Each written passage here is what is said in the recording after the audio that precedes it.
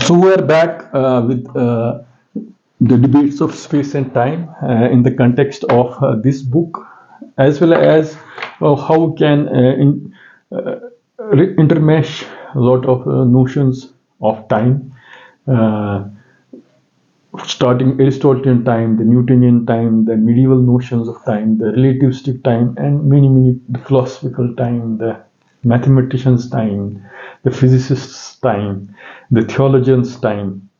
Uh, so we try to just had we just try to contextualize time in that sense, and reading time through the various uh, passages from this book. Earlier also, when we try to see the notion of time, the Ashite notions of space and time, uh, which was in some sense what I should say departure from the Aristotelian way of looking at things, where the concept of a creator was sort of only responsible for the creation, the functional relationship of the creator with the universe. In time was relegated to only when the universe got started in that sense.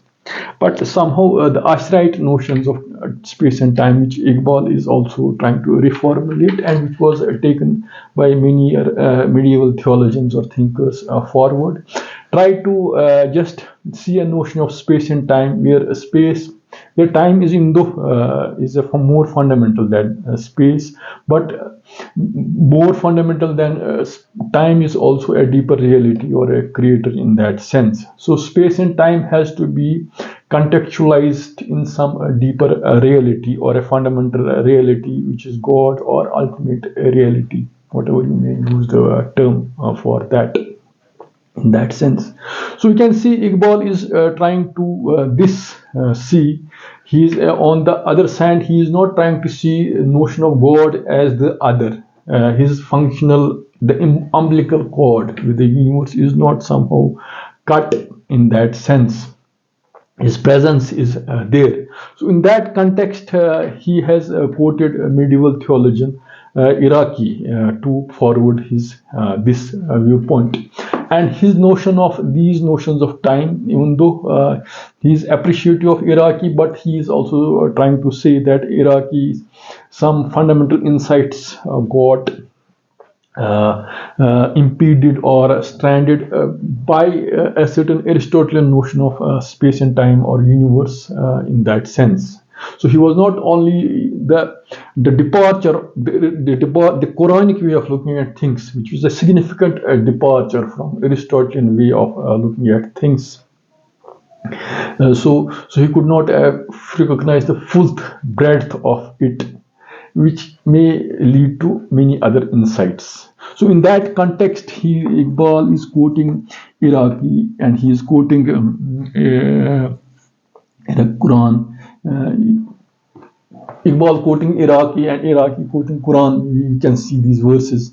Do thou not see the God moved all that is in the heavens and all that's in the earth? Three persons speak not privately together, but he is the fourth, nor five, but he is the fifth. So you can say God as a universal witness in that sense.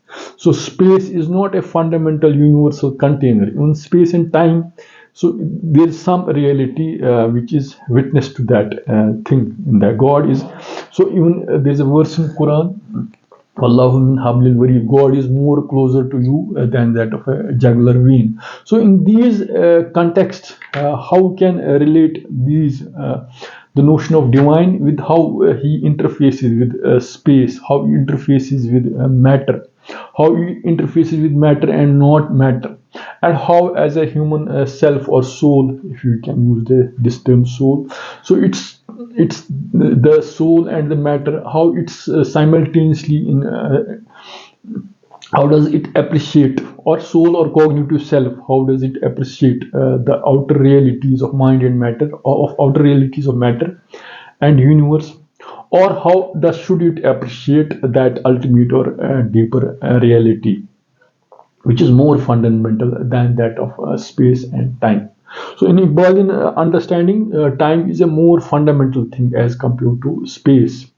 So even though the Newtonian and the Aristotle notion gave time a sort of god-like property, as if it's a universal container in that sense, but it was later displaced by this Einstein, that in coming of relativity or coming of a relative simultaneity. In that sense, the notion of relative simultaneity, time, the notion of time cannot be divorced from notion of space in that sense. So there is something called space-time continuum. So you cannot appreciate time without having a proper recognition of the space, the point where we have to see time. So the clocks are individual or sub. So the measurement of time depends from where you are going to observe or measure things.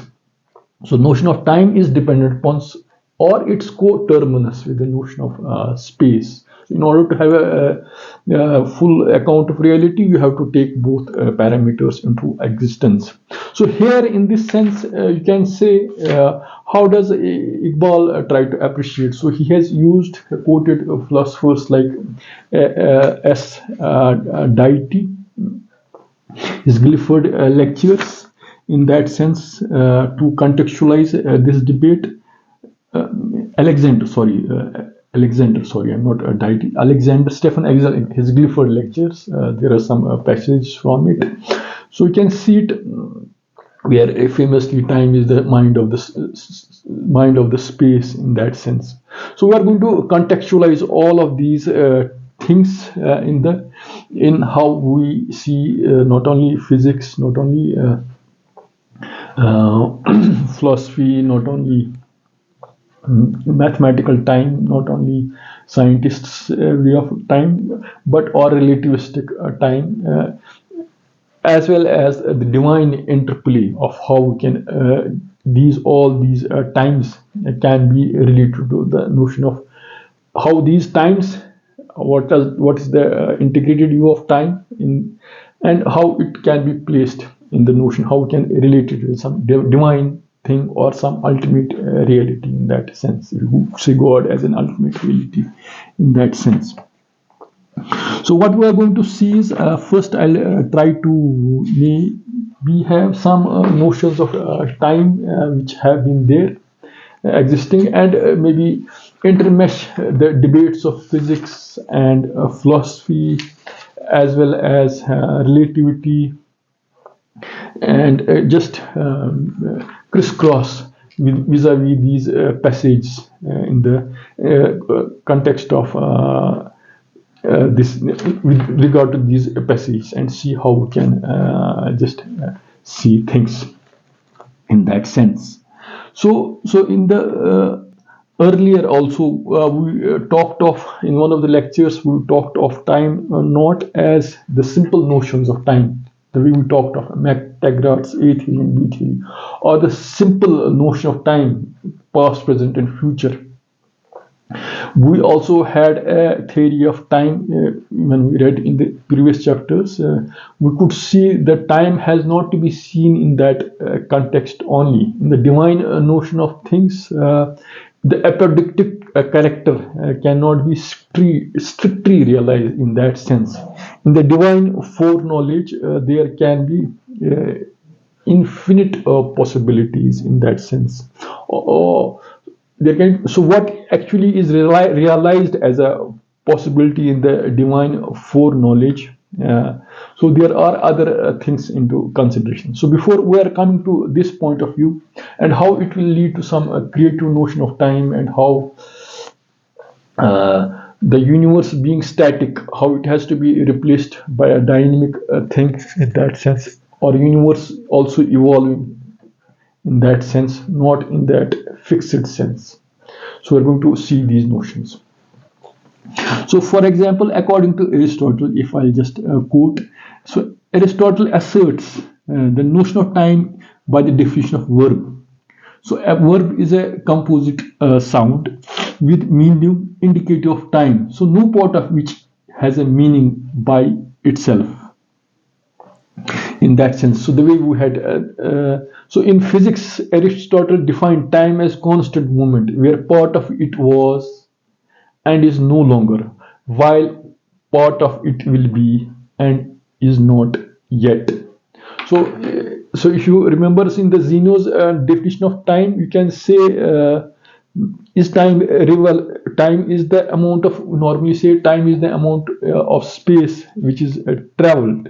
But in the Zeno's construction, we can say since division can exist infinitely, so the distinction every moment of time can be divided infinitely. So according to this distinction, every moment of time can be divided infinitely. So strictly speaking, from this point of view, no time exists in that sense. And memory is the present awareness past, and hope is an attempt to envisage the future on the basis of now. So in that sense, that's the way people have characterized. If we have the grammatical notion, past perfect, past present, future perfect, imperfect, pillow perfect. So these are various categories in that sense. So in that context, we also have a tense theory of time. Or if I just use the words of a grammarian Berther Wery, there is a cyclicity and linearity coexist, and one or other is linguistically foregrounded, which depending upon the text. So maybe you can say how grammarians or linguists have tried to see notions of time in that sense. You can say it that way. So if we want to have a towards a we have a time as a consistent toward time towards a consistent theory, which I have borrowed from a physicist mathematician C.K. Raju, this term. So where physics, how does physics treat time? Physics treats time as a real variable. In that sense, if you have evolutionary equations of physics, if you want to say it that way, whether it's Schrodinger equation, we have derivations with respect to sign. So we already assume that time is treated locally, and the topology of the real time, time in its physics, is both logically and topologically. Uh, Time is in some sense linear, or time is in physics is what we a lot of people are super linear. It's not the way occasionalists view time. Can we have a sort of arbitrariness which is associated with a sort of time. So we'll some apart from the thing that what I should say, and the sort of time in the Newtonian time, a sort of determinism is associated with it. But once we go to quantum mechanics, interdeterminism comes play. Not only interdeterminism, there is something called a measurement postulate, where an observer chooses among many realities, and that gives that observation gives a reality a particular value. So it's not evolution in time in that sense. So there can be the branching of many many realities. It's not one path only in that deterministic sense. So it's in another debate. But what are the larger discussions? What are the questions? What philosophers or physicists ask? For example, what's the definition of time? So does time flow backward or forward or sideways in whatever sense? Is future determined or is it open?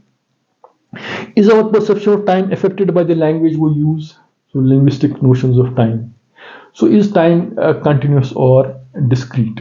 So in the operational definition of physics, if we want to take big man's or operational view of physics, that we are not interested in what is reality, but how reality works. That's the more important question. So a lot of people will obviate this question of what is the actual nature of time. We say we don't know. This is not an important question. The more important question is what's the functional or the operational usage of how we can perceive time or measure time in this sense, or measurement of different expanse in our memory in that sense. So here, if we want to use the McTaggart sense, what is present, past, and future in that sense. Present at a moment, present will be past and has been future.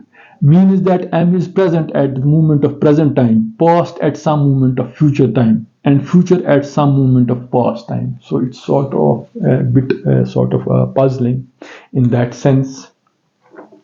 So in that context, there is a quote. So if we don't take this time as a succession, as a serious property, past, present, and future, we want to say, in the words of Herman Wheel, so the objective world simply is, it doesn't happen.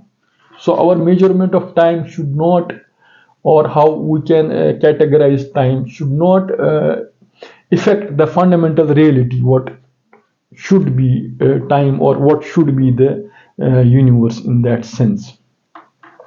So in the Newtonian sense, absolute time and true mathematical time flows universally on and by another name called duration. This is the way Newton's way of looking at things is there. So, but here you can say, so if we want to contrast this thing with how the time flows from past, present to future, so there are various thought experiments. So for example, if there's a Laplace demon, for example, if we can we go from, so apart from notion of time being linear, so what are the other considerations where we can say that there are other parameters where things will flow only in one direction, not the other direction. The probability in the reverse direction may be small, like that of Laplace demon. Or there's an argument by Popper, which tends to assume one does not have any memory of the future. The assumption explicitly excludes the possibility of the circular time or cosmology of Borel time, in which where remote future might blend into the remote past. So past and future are intimately or intricately connected in some sense. So this contrasts with our notion of occasionalism, where there we are breaking any connection between one instant and the next one, and which obtains an ontologically broken time, which has been time in Imam Ghazali is taken to be that sense. So in that context, whatever I have said, whether time is absolute or time has to be perceived to flow in a certain direction, or a time has a certain character, which we in the Newtonian constructs try to see in terms of duration, which has some universal character in that sense. So the advent of relativity or notion of Einsteinian simultaneity. So how does it see? Because to each observer in the universe, it has its own time. So two observers are going to observe a given point in space according to their own clocks in that sense. So if two observers have to be, this is something called relative simultaneity. So a person will observe some event happening at one point. Maybe if the other person is located at some different point in space, he may observe the same event at a different point, different time in that sense. So this simultaneity or relative simultaneity, how it has to be seen in terms of topological simultaneity. Topological simultaneity means in terms of measurements in space. So can we obtain a unique relation, and where something called as metrical synchronization. So where if 2 points in space are located at some common distance, should they measure the time in some common way, in a common manner? They will agree to that definition of two clocks in that sense. So it's a very interesting debate because in the Newtonian time we fix the notion of it's a succession, past, present, and future. in that sense. But if there is a relative simultaneity, so the notion of causality, the present, past, and future for two observers may not be same. It may get crisscrossed. So this relative simultaneity, or how we can have a metrical synchronization. So simultaneity there is only the epistic consequence of primarily known existence of these relationships. So in the history of relativity, special theory of relativity, so if you go and see the Einsteinian notions, how Einstein arrived at these notions, so there are viewpoints where Poincare, Lorentz, and many other physicists, they arrived at the notions of relativity not necessarily by the arguments, by the way Einstein had arrived at, in that sense. So these are a matter of these are how people, historians of science, may just localize the discoveries in the relativity, but they also have to say something important about how even physicists and mathematicians they saw notions in reality. So I'll quote one physicist, E.A. Milne. He had his own interpretation of relativity. So how it will? So in terms of given standard meter, we cannot say what we mean by asking that a given length measure should mean unaltered in length when we move it from one place to another. For example, the two measurements regarding given point. So if they are from the same distance, they should agree. If the relative simultaneity, if two observers are going to observe an point, if they are located at the same distance, so their notion of time, the clocks should be synchronized.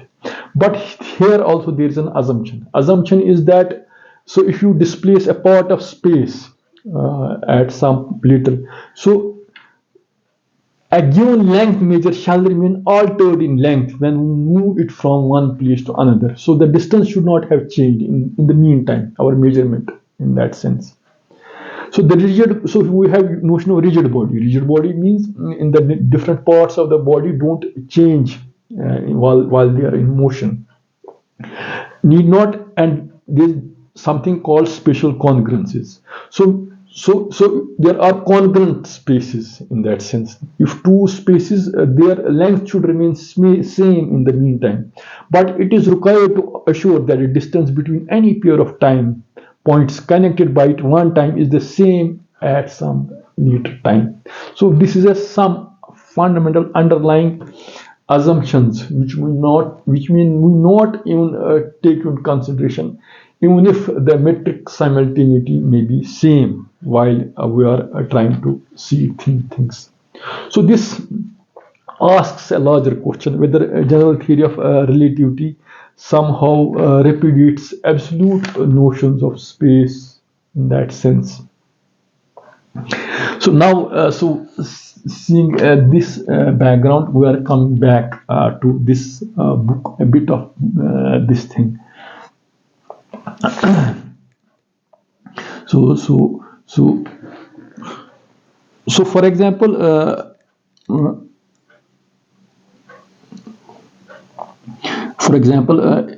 quoting Iqbal, so here Iqbal says the Iraqis view, you will see how a cultured Muslim Sufi intellectually interpreted spiritual experience of time and space in which he had no ideas of theories of concept of modern mathematical physics. So what he wants to say is that so he talks of Iraqi talks of not only one space but many space-time orders. So in that context, so his according to Iqbal, his mind seems to be vaguely struggling with the concept of space as an infinite continuum. So, and he again the interpretation of superspatial here and super eternal now in the ultimate reality suggests the modern notion of space-time, which Professor Alexander in his lecture Space-Time and Deity regards matrix of all things. So if the notion of this order imposed upon from Newtonian notions of time, from past, present, future, if it somehow is not secured in that sense, in the notions of time, in the relative notions of time, because relative metrization of space is not possible, or metrical synchronization is not possible. So we cannot impose that order of in that sense. So there can be different times, and this is that there can also be different spaces also in that sense. So if it's that way, for example, so if quoting Alexander, time is the mind of space, and space is the body of time in that sense.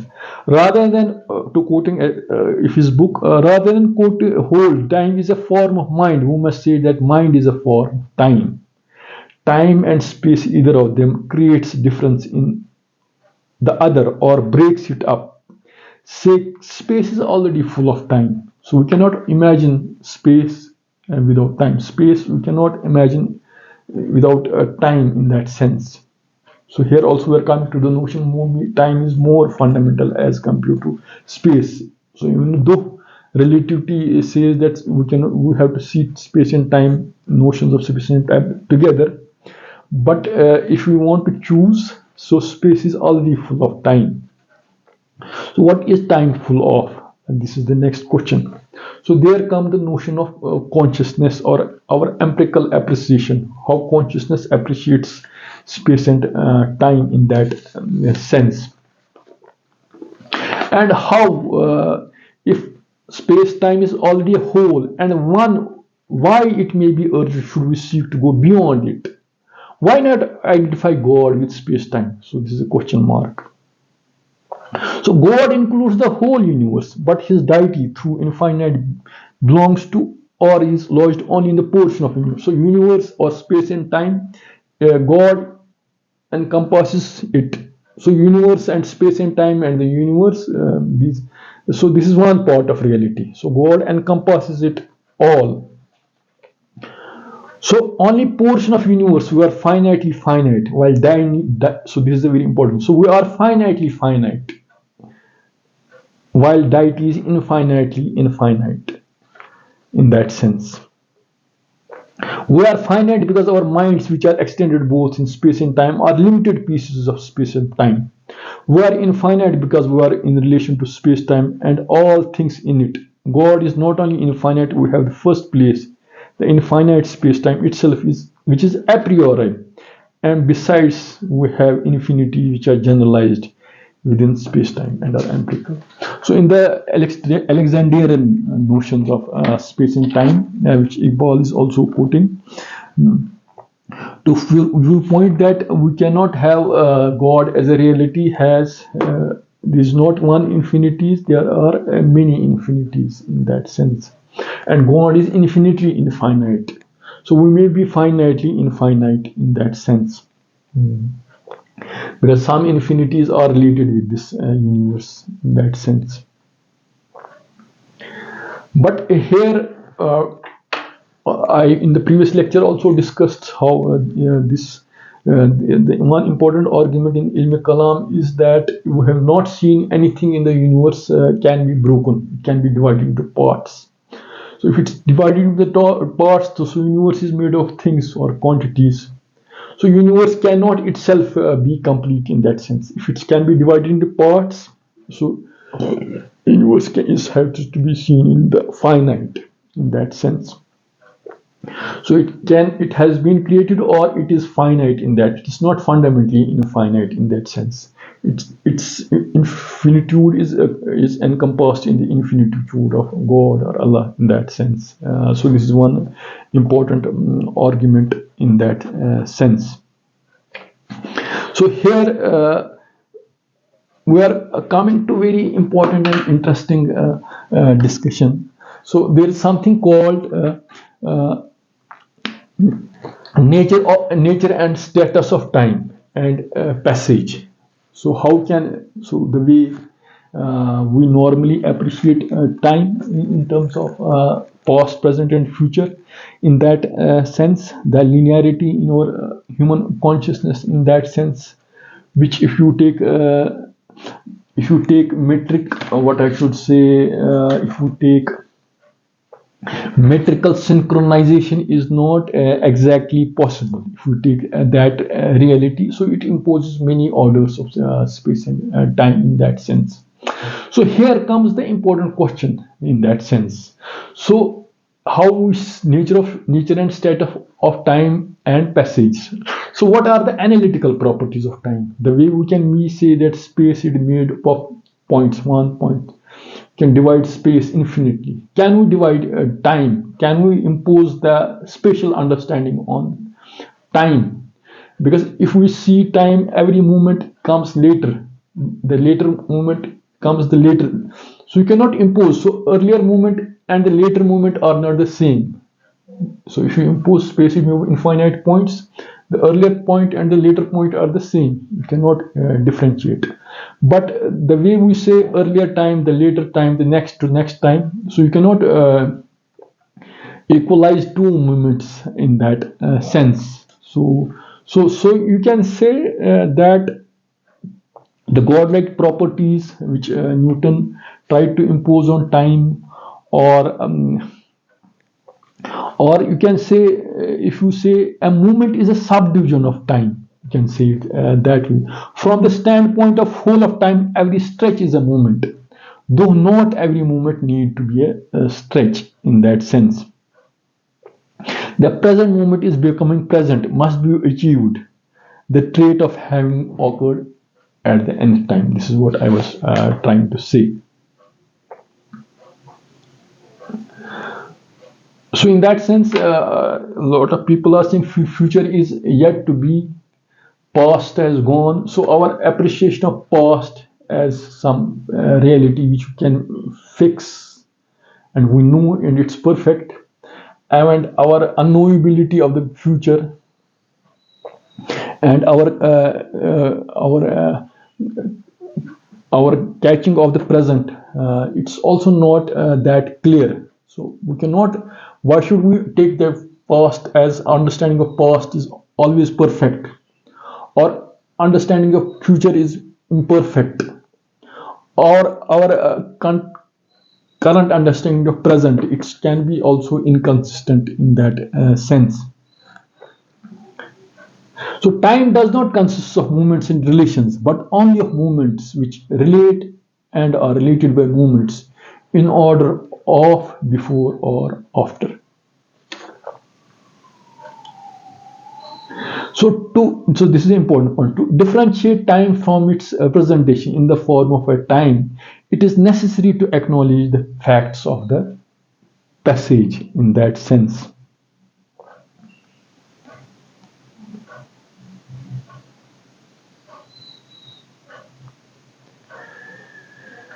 So how is it possible for things of the world to persist while the moments of time pass, time to remain, while things change in both the moments of time and change in the things to pass together? So you can say the future is potential actualized by something concrete, becoming as a consequence a discrete bounded actual present moment. So there's a very important essay. His author Paul West. So I have taken this from his essay. This sentence will try to encompass the fundamental how even even philosophers and mathematicians and physicists have somehow missed the point. Maybe which will see the nature of time in some sense, and how we can see the nature of time in some other fundamental reality. So what he says: Descartes, Leibniz, Locke, Berkeley, Hume, Kant, Schopenhauer, Hegel, Einstein, Bergson, Alfred Dewey, Bradley, McTaggart, Whitehead, and their disciplines. In fact, almost every philosopher and cosmological scientist in modern times share a common assumption which is erroneous. They assume that real objects in the universe are complete individuals at every moment in time. So what I am trying to say in that sense, while they are trying to take measurements, so they assume things are there in that sense. They don't assume that they are that fundamental reality is there. The way I in the start quoted a statement from Herman Wheel: the objective world simply is, it does not happen. So that belief that fundamental things are there and we ought to discover them. So they are not created and now. The relations are not created and now, a metrical relations. So so this so according to Paul Weiss, this is also an assumption in that sense. For example, so it can be, this statement can be completed: the quest. So if I'll take there is a statement by McTaggart. He says the McTaggart's quest for consistent ontology of real and existing led him to an idealistic philosophical system that clashed with certain empirically grounded notions. Philosophical systems aiming to include everything often tend to clash with some of our entrenched everyday notions. In McTaggart's sense, it proved to be, among other things, time. So our even characterization of the world out there, it's existing in that sense, and our relations and metrical relations or events. So it's also not to be taken perfectly in that sense. The way, if you say, na hai zaman, na hai makan, fakat la ilaha illa. So in the space and time are not also fundamental realities. So this comes the way Taggart sometimes, even our empirical notions, appreciation of time, it can sometimes also contradict in that sense. So the fundamental fact is not passage, but which can change while they persist and can be present, because part of our being lies outside the confines of the present moment, and which constitutes the problem of time and change. So now, if we want to just summarize it, so how?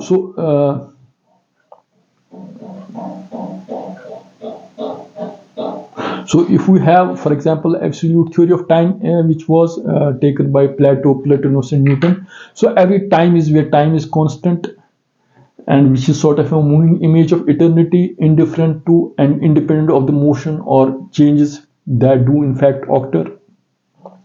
And absolute time is the time that flows regardless, it could be, even if there is nothing else.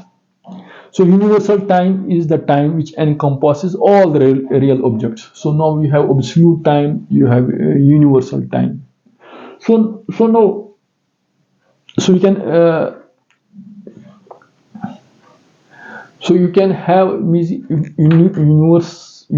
Newton's universal time has been rejected in favor of multiple singular times. So there is not one time, there can be many times, and in that sense.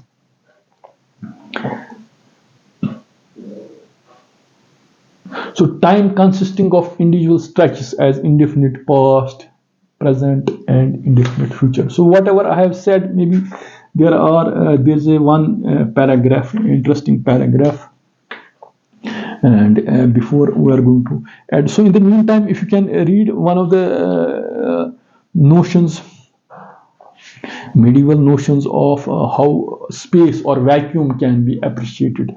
In that sense, there are some. So maybe this is a lot of it may not. Lot of it can be read. How can have modern definitions of vacuum? Vacuum is not a static mosaic, but it's a very dynamic thing where a lot of fluctuations, vacuum fluctuations, where energy exchanges happen in that inert vacuum. So vacuum is not inert in that sense. So we can just add this paragraph, this understanding, maybe modern understanding of this thing. So now, in the end, Iqbal is trying to appreciate that Iraqi also, maybe he was living in an era, but he was somehow, his appreciation of divine space and time of many orders. But it was in some Aristotelian background in that sense. So Iraqi's mind no doubt moved in the right direction, but his Aristotelian prejudice, coupled with his lack of psychological analysis, blocked his progress.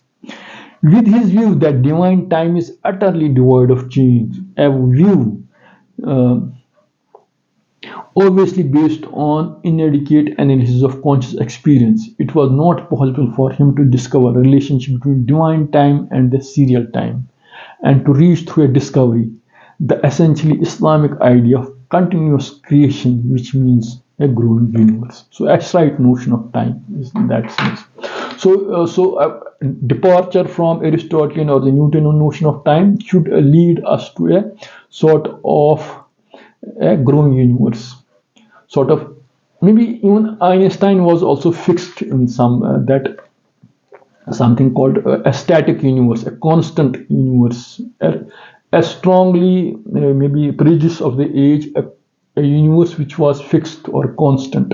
So that's why he invoked cosmological constant, which a lot of physicists nowadays tincture with the idea that whether the cosmological constant lambda should have value or not, whether dark matter, dark energy, expansion of the universe, how those questions can be just addressed if we do away with the fixity which was imposed from an Aristotelian understanding of time or space. So, in that sense, Iqbal is also trying to say that these Aristotelian, the maybe Iraqi was not bold enough to have his creative understanding of time from the shackles of Aristotelian notions. So, had he been, or if we read better this continuous creation in terms of Ash'rite notion of time and space, where every now is being created and space is also being created, maybe. So space also being created also is something metrical synchronization. So we assume fundamentally that no 2 points in space, clocks or measuring rods, are fixated for all times to come. So this is also an assumption. So if we want to tincture with this very assumption also, then neither a space is space, time is the mind of space. So you cannot imagine universe or space without time. But even space, if we tincture with the notion of space, two lengths in space, they may not be congruent vis-a-vis time. They may also change. The lengths may also not remain same. The times may not also remain same. The measurements also may not remain same. So all these things have to be seen. How we can appreciate the ultimate reality should be there, which should be there. In that background, we can also anchor these all changing notions. Whether space is not, time was not fundamental, if Newton took it that way. So space may also not be fundamental, or space-time together may also have some problems in terms of how we can appreciate them. If you don't take the notions of congruencies and metrical synchronizations are not there, so they are also not fundamental in that some fundamental sense. So in that sense, we have tried to see how the Quranic notions of space and time, the medieval notions of space and time, relativistic understanding of space and time as an analytical property, time as a time. So can we imagine time in the way we imagine points in the space? Can we analyze time spatially? in that sense. So this characterization should it hold, or time as a passage, or time, the apodictic character of time, past, present, and future. So there are other notions of time, the way grammarians or linguists, or we can impose the logic of time, uh, which is not necessarily in that linear sense. So if we add in the divine foreknowledge, there is something called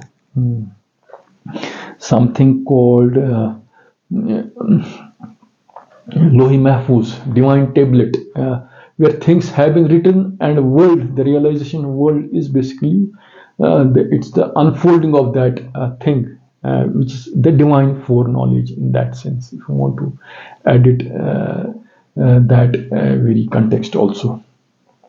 Maybe hope you might have liked today's lecture and the contextualization of the lecture in different ways. Hope.